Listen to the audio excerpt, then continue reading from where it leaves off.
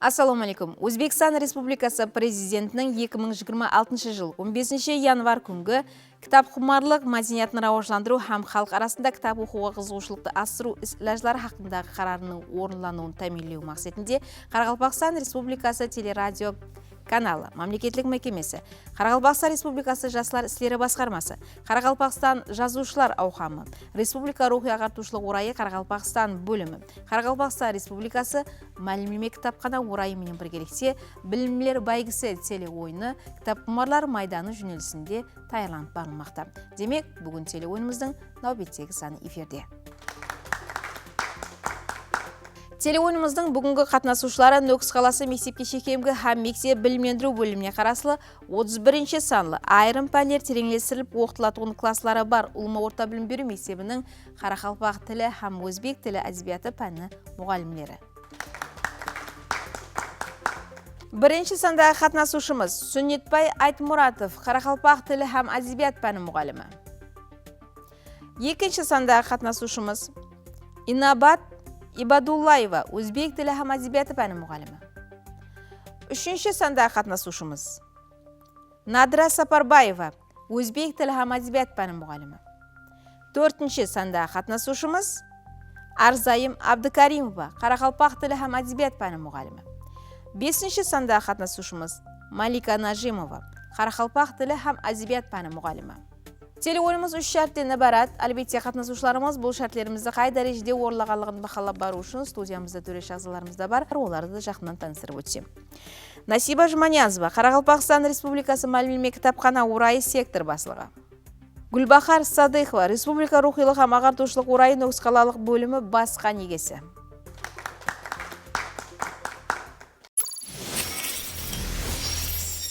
Телеойынымыздың бірінші шарты ұлы тұлғалар, яки шайыр һәм жазушы өмірі минет жолы деп аталады. Бұнда қатынасушыларымызға төрешілеріміз алдында билетлер таярланған, билет астында болса, ұлы тұлғаларымыздың аты, фамилиясы жасырынған.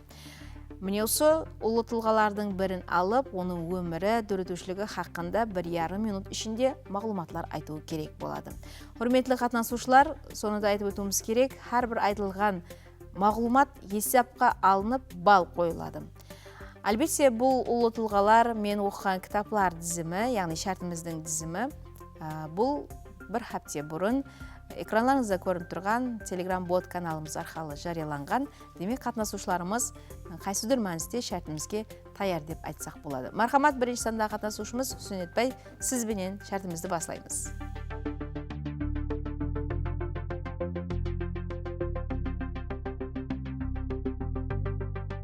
Сізге кім түсті? Төлепберген Қайыпберген. 1,5 минут уақыт белгілейміз. 1929 жыл 7 майда қазіргі Нөкіс районы Шортанбай ауылында дүнияға келген. Дәсеп сол Шортанбайдағы мектепте оқып тамамлаған. Кейіншелік Нөкіс мемлекеттік педагогикалық институтында рус филологиясы факультетін оқып тамамлайды. Һәм дәсеп сол жерде мұғалім болып жұмыс істейді. Кейіншелік әдебиет майданына кіріп келеді. Әдебиет майданында дәсеп қосықлар жазып кіріп келген болса, кейіншелік өзін проза тарауында сынап көріп, осы проза тарауында жоғары нәтижелерге ерседі. Ең дәсепкі бұның шығармалары өзі гүріңлер повестер жазудан бастайды. Ең бірінші баспадан шыққан шығармалары блокнот сөйлейді топламына кіртілген 25-ке жақын гүріңлерден ібарат. Кейіншелік өзінің проза тарауындағы ең жақсы шығармаларын жазады. Бұларға мысал етіп айтатын болсақ, Соңғы хүжім романы, Суық тамшы шығармасы, бұнан басқа Қарақалпақ дастаны, Қарақалпақ қызы шығармасы, Қарақалпақпан тәуекелшімен, Қарақалпақнама, Таңға өзіңе мәлім сыр шығармаларымен белгілі. Әдебиет майдандағы жемісті минетлері мемлекетіміз тарапынан бақаланып, 2004 жылда Өзбекстан қаһарманы құрметті атағы беріледі. Бұнан басқа да әдебиет майданында түрлі сыйлықтарды алады. Мәселен, Михаил Шолохов атындағы сыйлықты, Хамза атындағы сыйлықты, Бердақ атындағы Қарақалпақ мемлекеттік сыйлығын алуға ерседі. Өзбекстан һәм Қарақалпақстан халық жазушысы, Қарақалпақ дастаны роман трилогиясы, Қарақалпақнама роман эссесі һәм о дүниядағы атама хатлар шығармалары менен Қарақалпақ әдебиетінде жүдә һәм үлкен орын тұтады. Рахмет, уақыт жұмақланды. Құрметті төрешілеріміз, егер қосымша сұрауларыңыз болса, мархамат. Төлепберген аға Қайыпбергенов қайсы шығармасы үшін Махмуд Қашқари атындағы сыйлықты алуға миясар болды. Қарақалпақ нама роман эссесі үшін Махмуд Қашқари атындағы сыйлықты алған. Айттыңыз жаңа, мағлұматтың ішінде Өзбекстан қаһарманы деген атағы 2003 жыл берілді. Сіз 2004 жыл деп айттыңыз. Жазушының шығармалары қандай тәрбиялық ахметке ие? Енді жазушының әрбір шығармасы бұл Қарақалпақ халқының тұрмысы, Қарақалпақ халқының тарихы, Қарақалпақ халқының характері, милли өзгешеліктерін ашып беруге қаратылады. Мәселен, оның қайсы шығармасын алып қарасақ, мәселен, Қарақалпақ нама роман эссесі бұл Қарақалпақ халқының қалыптасуынан бастап, тап қазіргі заман Қарақалпақ адамының характерін ешкім ашық айдын сәулелендіреді. Рахмет. Тарихи шығармалары. Рахмет, орныңызға елсеңіз болады. Екінші сында қатынасушымыз мархамат, билеттердің бірін алсаңыз болады.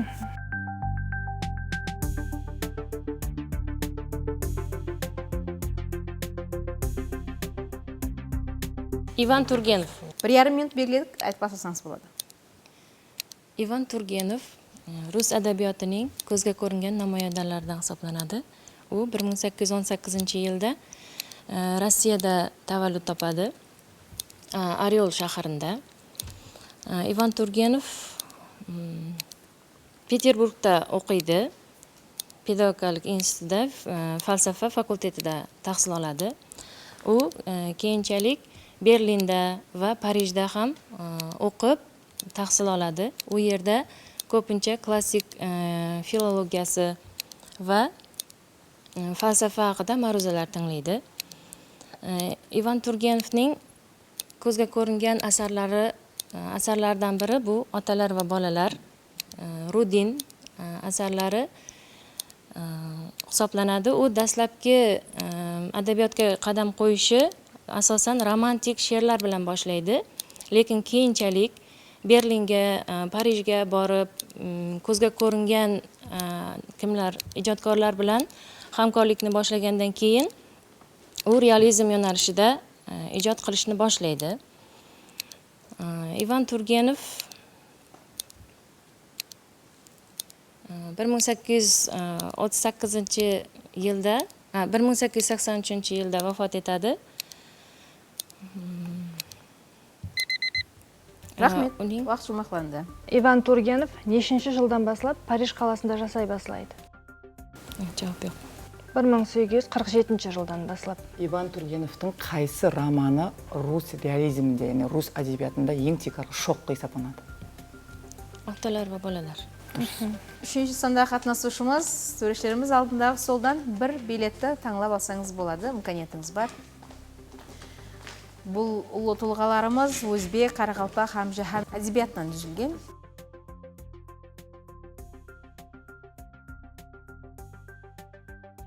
Асан Бегимов 1907-жылда Мойнақ тұманында таваллуд тапқан.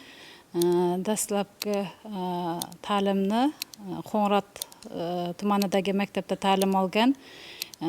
Qozog'iston pedagogika institutida ta'lim olgan. Qizilurda pedagogika institutini tugatgan va o'sha yerda birinchi ish faoliyatini o'qituvchilik bilan davom ettirgan. Asan Begimov asarlari Baliqchining qizi, Sapura, Umr, Suyingiz, Tug'ilgan yer kabi asarlari yozilgan. Qoraqalpog'iston Respublikasi Yozuvchilar uyushmasida rahbar lavozimida faoliyat ko'rsatgan. Asarlari Umr, Sapura dastoni bor. 2001-yilda vafot etgan.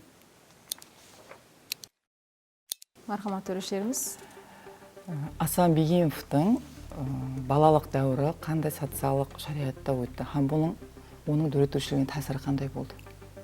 Асан Бегимов 16 yaşgacha Qo'ng'irotdagi internatda ta'lim olgan. Qo'ng'irotda internatda ta'lim olgan. Keyinchalik bu nimalarni o'zining asarlarida tasvirlab bergan. Ата-анасынан ерте жетім қалып, 1924 жылы Qo'ng'irotda балалар үйінде тәрбие алған. Һәм өзінің дөретушілігінде міне басынан өткен, өмір жолында өткен барлық қиыншылықтарын, халықтың тұрмысын өзінің шығармасында келтіріп өтеді. Қайсы жылы Асан Бегеновқа Өзбекстанға мениет сіңген мәдениет қызметкері атағы берілді. 1957 жылда. Дұрыс. 4-ші сандағы қатынасушымыз мархамат, төрешілеріміз алдындағы билеттерден бірін таңдасаңыз болады.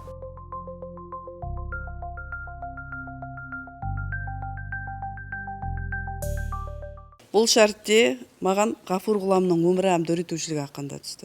Ғафур Ғұлам 20-ші әсірдегі ең белгілі жазушылардың бірі, өзбек әдебиетінің ең белгілі жазушыларының бірі. Ол әкесі, Ғафур Ғұламның әкесі сауатлы инсан болған. Ғафур Ғұлам Рус түзем мектебінде, Хаят мектеплерінде оқыған. Ол өзбек әдебиетында әрқилы жанрда шығармаларды өреткен, драма жанрында, проза жанрында, повесть жанрында шығармаларды өреткен. Оның Шумбала, Феликс фарзандлары қосығы, Мұқыми драмасы, Ядгар, Сен жетім емессен қосықлары өзбек әдебиетында өзінің салмақлы орнына ие. Феликс фарзандлары қосығында жетім балалар хақында сөз етілген. Ғафур Ғұламның үйіне Мұқыми сияқты белгілі ұлы инсанлар келіп тұратұғын болған. Оның динамо, сауға, бірі-біріне шәкірт, бірі-біріне ұстад сияқты шығармалары да белгілі. Мархамат, қосымша сұраулар болса? Ғафур Ғұлам қайсы жаһан әдебиеті уәкілдерінің шығармаларын өзбек тіліне аударған? Ол бір қанша шығармаларды аударма істермен де шұғылданған, аудармалауменен. Қайсы уәкілдер жаһан әдебиеті? Лермонтовтың, Дұрыс, дұрыс. Шевченконың, Максим Горкийдің, Пушкиннің кейпара шығармаларын өзбек тіліне аударма істеген. Шекспирдің Отелло шығармасын. Ғафур Ғұлам дүниядан өткеннен кейін оны қандай орденменен сыйлайды? Мұстақылық. Ұлы қызметлері үшін орденмен сыйлаған. Өзбекстанға мениет сіңген. Ұлы қызметлері үшін. Ұлы қызметлері үшін. Рахмет. Оныңызды елесеңіз болады. Мархамат, 5-ші сандағы қатынасушымыз.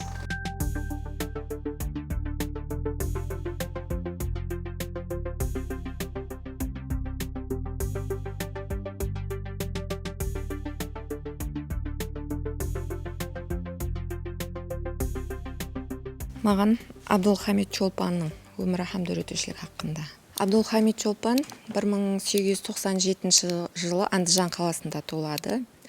Ең дәслепкі білімді сол ескі діни мектеплерде, бұнан соң сол уақытта ашылып отырған жаңаша мектеплерде, яғни рус түзем мектеплерінде оқып сауат ашады. 1914 жылы Ташкент қаласына келеді, һәм сол жерден өретушілік басланады. Абдулхамид Чолпан әдебиеттің һәме тарауларында, поэзия, проза, драма тарауларында да менетіледі. Қосықлары ояну, проза тарауында, драматургия тарауында болса, Мұштымзор драмасы, Ортақ Қаршыбаев драмасы халықтың назеріне ұсынылады. 1824-1826 жыллары Москвада ашылған өзбек драматургиясы орайында басшы лауазымда істейді.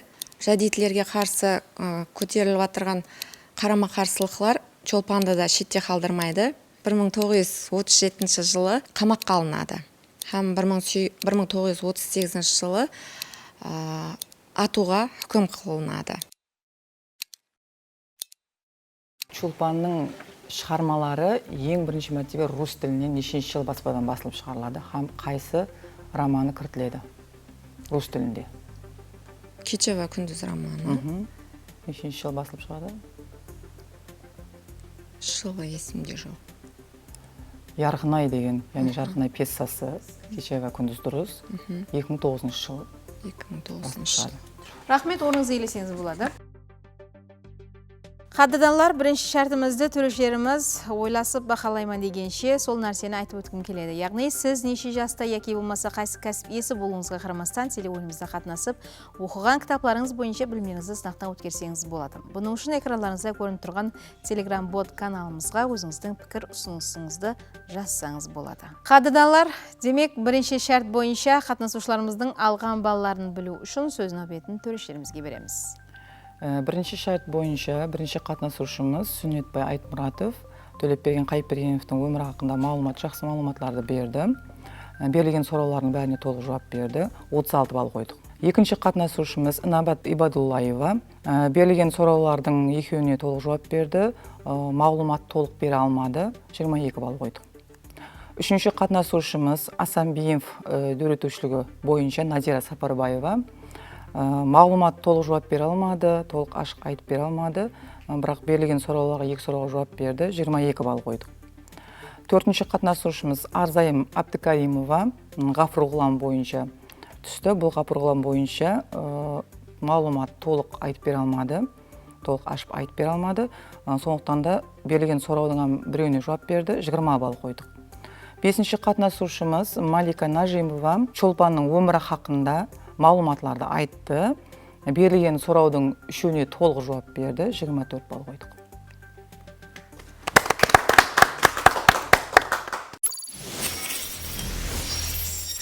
Telefonimizning ikkinchi sharti men o'qigan kitob deb ataladi. Bunda qatnashuvchilarimiz to'rishlarimiz oldidagi biletlardan birini oladi ham biletda keltirilgan kitobning mazmuni, ideyasi, maqsadi ham tekarga qahramonlari kimlar? Meni o'sha savollarga javob berulari kerak bo'ladi.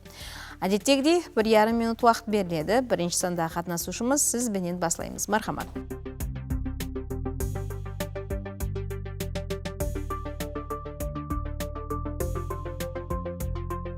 Qaysi kitob tushdi? Abdulhamid Cho'lponning Kecha va kunduz asari. Abdulhamid Cho'lponning Kecha va kunduz shiqarmasi bu janri bo'yicha prozalik roman janrida yozilgan shiqarma bo'lib, negizi avtorning o'yi bo'yicha ikki bo'limdan iborat bo'lishi kerak. Bular kecha ham kunduz bo'limlarining kecha bo'limini to'liq yozib tavsadi, biroq kunduz bo'limini to'liq yozib tavsib ulgura olmaydi. Sababi avtor repressiya qurboni bo'ladi. Soning uchun shiqarma to'liq tamomlanmay qolgan shiqarmalarning biri. O'zbek adabiyotidagi eng dastlabki roman janridagi shiqarmalardan biri bo'lib hisoblanadi. Tikar qahramonlari Zebi Niso, Zebi Akbar Ali Mingboshi, bu Zebining ota-onasi Qurbon bibi ham Razzoq Supular bo'lib hisoblanadi. Shiqarmada 19-asrning oxiridagi o'zbek xalqining turmushi prozalik janrda ashib beriladi. Bunda sol davrdagi hayal qizlarning avur turmushi, zamandagi tengsizlik, yer odamlarning, hayal odamlarning ustidan hukmronlik masalalari ko'proq so'z etiladi, ham bularning qat'iy kamchiliklari ashib beriladi. Shiqarma davomida Zebi Niso zo'rliq bilan uzatilgan umrlik yo'ldoshining Akbar Ali Mingboshining o'limida gumon qilinadi. Buning bu o'limdan xabar bo'lmasa ham, shu shiqarma syujeti bo'yicha o'sha o'ltirganga o'xshab ko'rinib qoladi. Zebi ham o'sha davrdagi adolatsiz sudlovning sababidan surgun jazosina hukm qilinadi. Vaqt jumoqlandi. Kecha ham kunduz shiqarmasida Cho'lponning kecha ham kunduz tushunliklari qanday simbolikalik ma'nolar bildiradi? Bu kecha degan bo'limi, bo'lmasa bu endi bizlardagi tun degan bo'limga so'zga sinonim keladi. Bu sol shiqarmada ko'rsangiz deylik hammasi baxtsizlik bilan baratirgan vaqtida shiqarma endi jumoqlanib qolgan. Soning uchun balkim bu tun, bo'lmasa kecha bo'limi baxtsizlik, kunduz bo'limi yaxshi kun, umid, kelajak baxt ma'nolarini bildiradi. Yangi umrda Rahmat, o'rningizga elishingiz bo'ladi. Marhamat, ikkinchi sonda qatnashuvchimiz.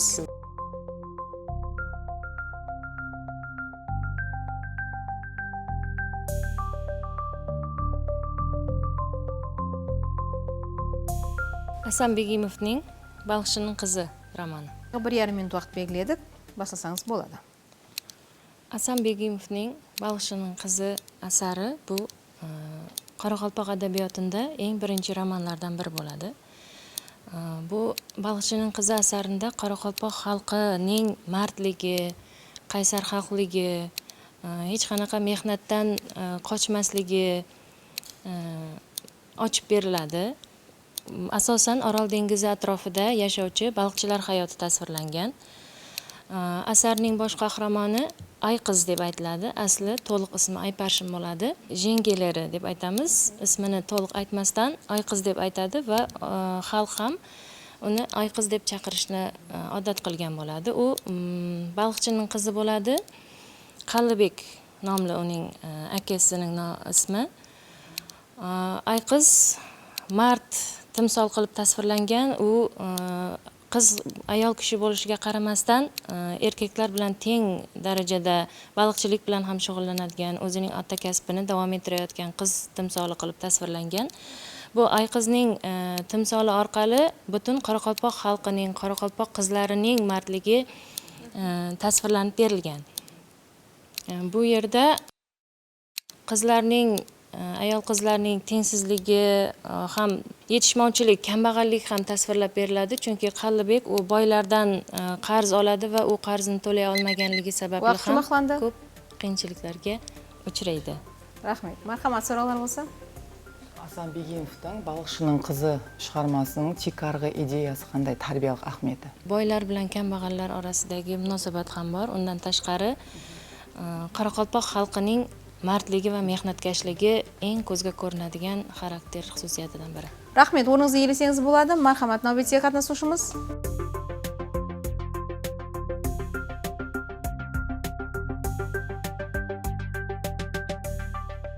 Qaysi chig'irma tushdi? G'afur G'ulom Shumbolasi. G'afur G'ulomning Shumbola asari o'zbek adabiyotidagi eng yirik asarlardan biri. G'afur G'ulomning Shumbola qissasi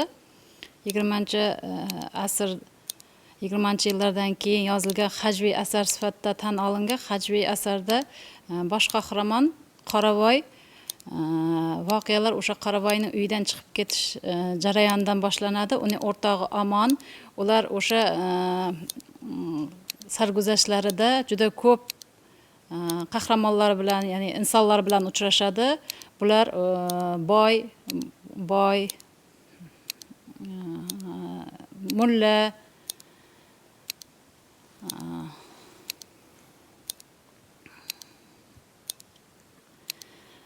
Shumbola, ya'ni Qoravoy uydan chiqib ketgandan keyin o'rtog'i bilan birinchi bozorga boradi. Bozorda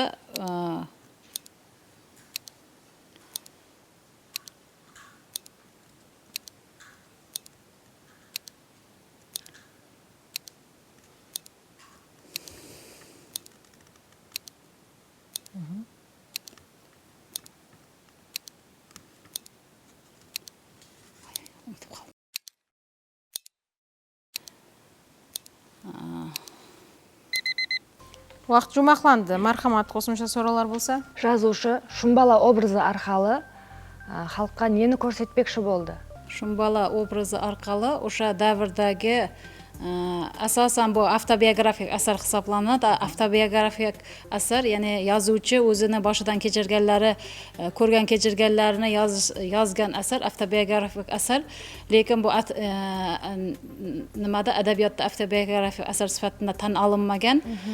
Yozuvchi bu asar orqali o'sha davrdagi adolatsizliklarga, xalqning qiyin ahvoli, o'sha Sariboyning xonadonida o'sha vaziyatlardan o'zining topqirligi, zukkoligi bilan vaziyatdan chiqib keta olishini tasvirlagan yozuvchi. Rahmat. Shumbolaning sumligi артында qanday unamli qasiyat yashiringan? Qanday unamli obraz yashiringan? Qoravoy orqali u topqir, har qanday vaziyatdan to'g'ri o'zining topqirligi bilan, so'zga chechanligi bilan chiqib keta oladi. To'g'ri vaziyatlardan to'g'ri chiqib ketish qobiliyatiga ega. Durust, mehnat suyukligi, mehnatsevarligi, umr uchun, yashash uchun kurash. Rahmat. Rahmat, o'rningizga egillasangiz bo'ladi. Marhamat, 4-sondagi qatnashuvchimiz Arzayim.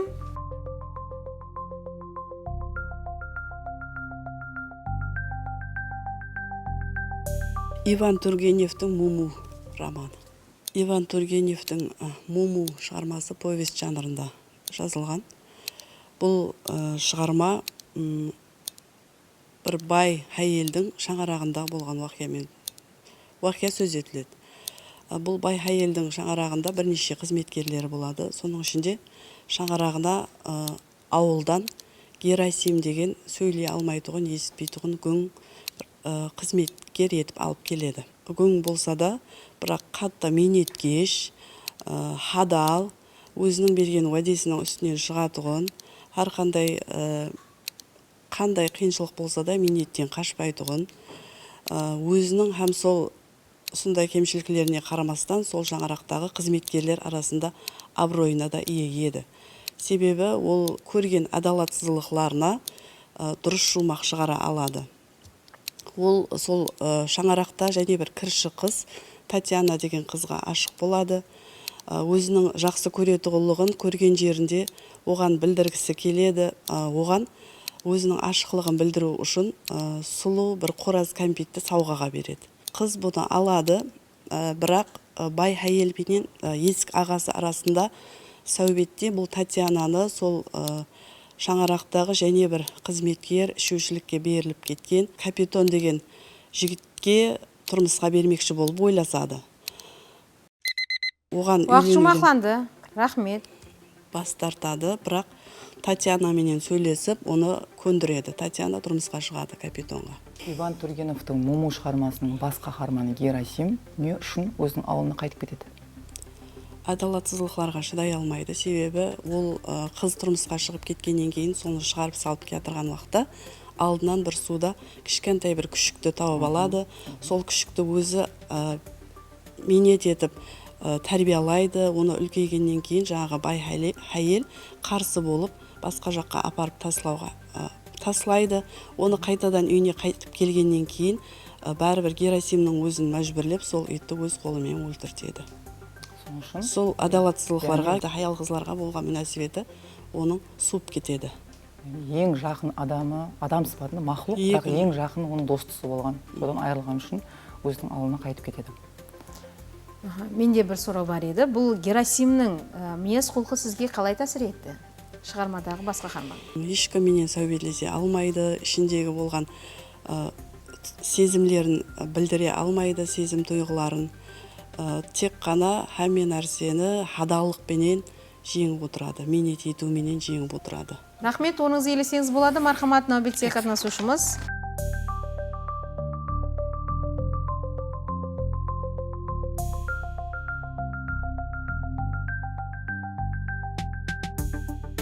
Төлепберген Қайыпбергеновтың Танха өзіңе мәлім сыр шығармасы. Төлепберген Қайыпбергеновтың бұл шығармасы мелодрама жанрында жазылған шығарма болып, ең белгілі шығармаларының бірі. Бұнда жазушы шығармаға мынандай халықтан алған эпиграф етіп алады. Танха өзіңе мәлім сырың, бұл сенің бендең. Егер ол ашкар болатын болса, өзің оның бендесіне айланасаң деген халықтан алған эпиграф етіп алған болады. Шығарманың қаһарманы болған 36 жаслы Перханның тағдиры сөз етіледі. Яғни Перхан ұсыз жасқа шекемгі өзінің басынан кешірген уақиялары, өзінің сырлары бұл шығармада беріледі.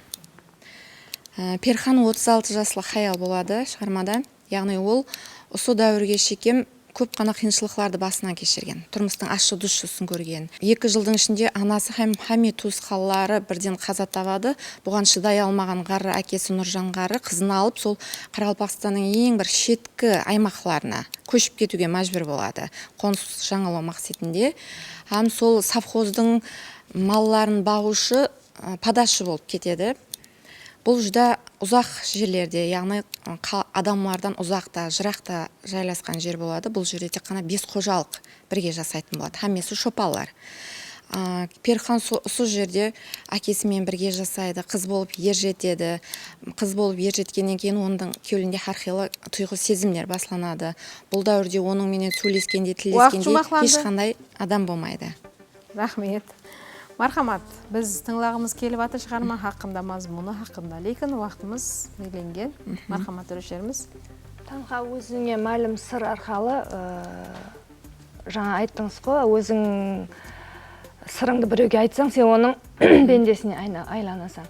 Енді сіздің жеке пікіріңіз, кітап адамның өзінде Төлепберген Қайыпбергенов сырды ашқараламауды айтқанда, енді сіздің жеке пікіріңіз қалай соған? Демек шығармадан алып қарасаған бәрібір қыз бала тәрбиесінде ананың орнының үлкен екенлігі. Қыз балаға тура жол көрсетуші, ақыл насихат беруші адам бұл ең жақыны бұл ана екенлігін түсінуге болады. Мәселен сол өзі ана мехрін көрмегеннен кейін, анасынан не ақыл насихат естпегеннен кейін, өзі де кейіннен уақыттың өтуімен қызына сол нәрселерді айтып бере алмайды. Перхан айтып бере алмайды, яғни қызына сол сыр тұтады. Бұның ақыреті бәрібір аянышылы жақсылыққа алып келмейді. Енді кітапта Жанбас мұғалім хақында сөз етілген. Жанбас мұғалім кім? Жанбас мұғалім бұл сол ұзақ жерлерде жасаушы, қожалықлардың перзентлерін барып оқытушы мұғалім. Рахмет, оныңыз елесеңіз болады. Демек, сөз нәубетін төрешілерімізге береміз. 50 балық системады амелге асырамыз. Хам бұнда біздерге кітаптың тек арғы идеясы, хам оның ішіндегі қаһарманлар мазмұнын жарытып беруге әрекет ету керек еді. Сіздерді бақалау, құрметлі ұстазлар, біздерге де аңсат болған жоқ, қолымыздан келгенше бақалап жатырмыз. Сүннет кеше хам күндіз романы түсті. Кітапты толық идеясын ашып бере алды, сұрауларға да жауап берді. Соның менен бірге қаһарманлар хақында да толық айтып бере алды. Тыңласа еле айтып беру имканияты бар еді. Хам сүннетке 50 балл лайық көрдік. Інабат балықшының қызы романын жарытып беруге әрекет етті. Идеясын толығырақ жарытып бере алмады, соның менен бірге албыраушылық болды. Бірақ кітапты оқығанына біздер сендік, 40 баллды лайық көрдік. Надыра Сұмбала хақында, Сұмбала кітабын айту керек еді. Идеялардың ұлыма кітап хақында айтылату мағлұматлар, оны үгіт насихатлау тәреплері жүдә көп еді. Біздер ойласқан халда сізді 35 балл қоюды лайық көрдік сізге. Арзайым Муму кітабы хақында айтып өтті. Арзайымға 40 баллды лайық көрдік. Малика Төлепберген Қайыпбергеновтың танқа өзіме мәлім сыр шығармасы хақында айтып берді. Бұнда тек арғы идеясын толық жарыта алды. Сұрауларға, қосымша сұрауларға да толық жауап, қанығарлы етіп жауап берді. Біз 50 балл қоюды лайық көрдік.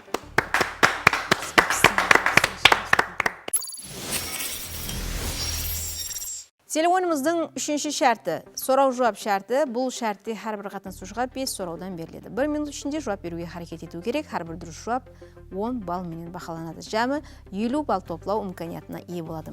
Бірінші сандағы қатынасушымыз Сүннетбай, сізбенен бастаймыз. Мархамат. Даярмыз ба? Ол 1928 жыл 12 декабрьде Қырғызстан Республикасына туылған, әкесі Төреқұл Қырғызстанның белгілі мемлекеттік һәм жәмиеттік қайраткері болған.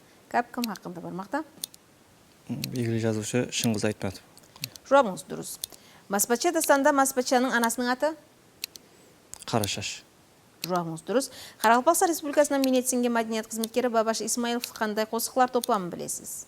Ауылым, Гүлден Республика, Гүллер. Жыллар һәм айлар тағы басқада. Жауабыңызды дұрыс деп қабыл етсек болады. Дұрыс. Нәубеттегі сұрау.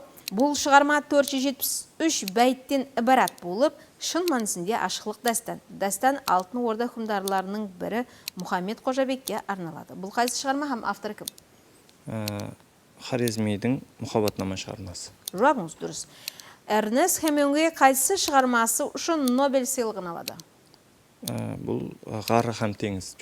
Жауабыңыз дұрыс. Рахмет, оныңыз елесеңіз болады. Берілген 5 сұраудың барлығына дұрыс анық жауап ала алдық. Екінші сандағы қатынасушымыз Инабат Мархамат. Сізбенен давам етіреміз. Дақат етің. Күн, қуанышлы күн, шайыр сөзі, бақыт, достылық дастанының топламының авторы кім? Яғни топламларының авторы кім? Наурыз Жапақов. Есемұрат Жырау жыраушылық өнерін кімнен үйренген? Өзінің әкесінің. Әкесі Нұрабулла Жырау. Жауабыңыз дұрыс. Екінші жер жүзілік ұрыста ұшушы болған. Бірінші детектив жанрында шығармалар жазған. Тикарғы кәсібі ішкі істер қызметкері болған. Өзбекстан һәм Қарақалпақстан республикаларына минет сіңген мәдениет қызметкері. Бұл кім? Жауап бар ма? Жоқ. Айтпай Бекімбетов еді. 5 май сәнесінде Ибраим Юсуп шайыр атамызбен бірге және бір белгілі балалар шайыры туылған. Ол кім? Сагидулла фамилиясының есімі келмей қалды. Сағидулла Аббаз еді. Набитек сұрау, Шади Ширазидің ең үлкен белгілі шығармалары қайсы? Гүлстан ва Бостон. Рахмет, орныңызға елесеңіз болады. Набитек қатынасушымыз мархамат.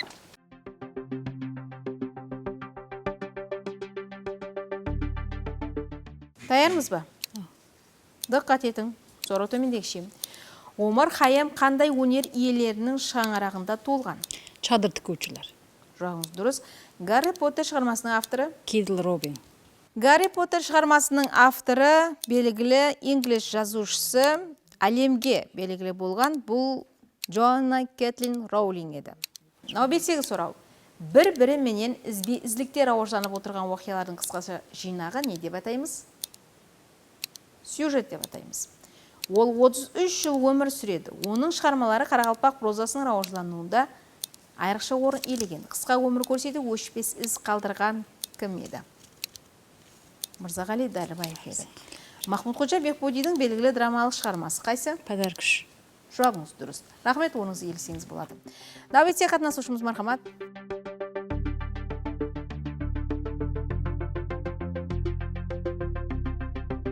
Даярмыз ба? Омар Хайям рубайларын қарақалпақ тіліне дәслеп кім аудармалаған? Мәден Мәтназаров. Жауабыңыз дұрыс. Халық қосығына айланып кеткен Хакке қайда шағала қосықларының авторы? Әдембай Тәжмұратов. Жауабыңыз дұрыс. Фантастикалық элемент көп ұшырасатығын дастан? Шарияр дастан еді. Шарияр. 1916-2001 жылдары жасап өткен Қарақалпақстан халық шайыры кім? Байнес Қайпназаров. Жауабыңыз дұрыс. Ол белгілі жырау. Жиен Аманлық ұлының шаулығы. Бердақ шайыры менен заманлас. Түлкі тон киген тоңарма, өгізім, әрман менен сияқлы басқа да қосықлары бар. Ол кім? Өтеш. Өтеш Алшынбай ұлы. Рахмет, орныңызға елесеңіз болады. Нәубетте қатынасушымыз мархамат.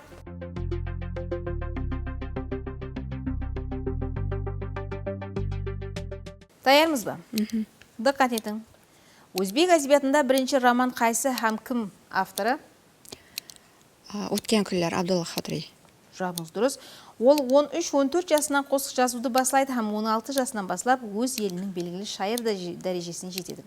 18 жасынан бастап оқытушы, артист, хабаршы болып жұмыс істейді. Оның менің Дагестаным, Жохар жұлдыз, Таулықтың уатаны сияқлы қосықлары бар. Расул Гамзатов. Расул Гамзатов, жауабыңыз дұрыс. Қасиетлі Гаухартас һәм Ақылы Шопан ертегінің авторы? Тілеуберген Жұмамұратов. Жауабыңыз дұрыс. Сұртайшы һәм Надырша, қайсы дастан қаһармалары? Қырқыз. Жауабыңыз дұрыс. Алпамыс дастаны жазып қалдырған һәм 1937 жылы Москвада басылып шығуына себепші болған жырау кім? Өгіз жырау. Қожамұрат. Хақиқи аты Қожамберген. Өгіз жырау. Рахмет, жауабыңыз дұрыс. Мархамат, орныңызға елесеңіз болады. Қадырдалар, міне көріп тұрғаныңыздай, біз 3-ші шартымызды жұмақлап алдық. Нәубет төрешілерімізге. Бірінші қатынасушымыз Сүннетбай Айтмұратов берілген 5 сұраудың бәріне толық жауап берді, 50 балл қойдық. Екінші қатынасушымыз Інабат Ибадуллаева 25 балл қойдық. Берілген сұраудың екеуіне толық жауап берді, біреуіне толық жауап бере алмады. Сондықтан 5 балмен бақалап, ұлыма 25 балмен қойдық. Үшіншісі қатынасушымыз Надира Сапарбаева берілген 5 сұраудың екеуіне толық жауап берді, біреуіне толық жауап бере алмады. Ол да Джонни Роллинг Кетлин, яғни толық ісімін айтпады. Сондықтан 5 балл бердік, ұлыма 25 балмен бағаладық. Төртінші қатынасушымыз Арзайым Абдыкаримова берілген сұраудың 4-өне толық жауап берді, 40 балл алды. Бесінші қатынасушымыз Малика Нажимова берілген 5 сұраудың 5-өне толық жауап берді, 50 балменен бақылады. 3 шарт бойынша бірінші қатынасушымыз Сүннетбай Айтмұратов жәмі 136 балл алуға миясар болды. Екінші қатынасушымыз Інабат Ибадуллаева жәмі 87 балл алуға миясар болды. Үшінші қатынасушымыз Надира Сапарбаева жәмі 82 балл алуға миясар болды. Төртінші қатынасушымыз Арзайым Абдыкаримова жәмі 100 балл алуға миясар болды. Бесінші қатынасушымыз Малика Нажимова жәмі 124 балл алуға миясар болды. Өз-өзіне көрініп тұрғандай, бүгінгі қатынасушыларымыздың ішінде 136 балменен Сүннетбай Айтмұратов бірінші орын алуға миясар болды һәм кейінгі басқышқа жолдама алды. Рахмет төрештерімізге minnettarchiligimizni bildiramiz. Ham albatta bugungi теле o'yinimiz jengimpozi bo'lgan Nukus qalasi Mектепке шекемгі һәм мектеп білімдендіру бөліміне қарасылы 31 санлы айрым пәнлер тереңдестіріліп оқытылатын класслары бар Улма орта білім беру мектебінің Қарақалпақ тілі һәм әдебиет пәні мұғалімі Сүннетбай Айтмұратовты шын жүректен құттықтаймыз.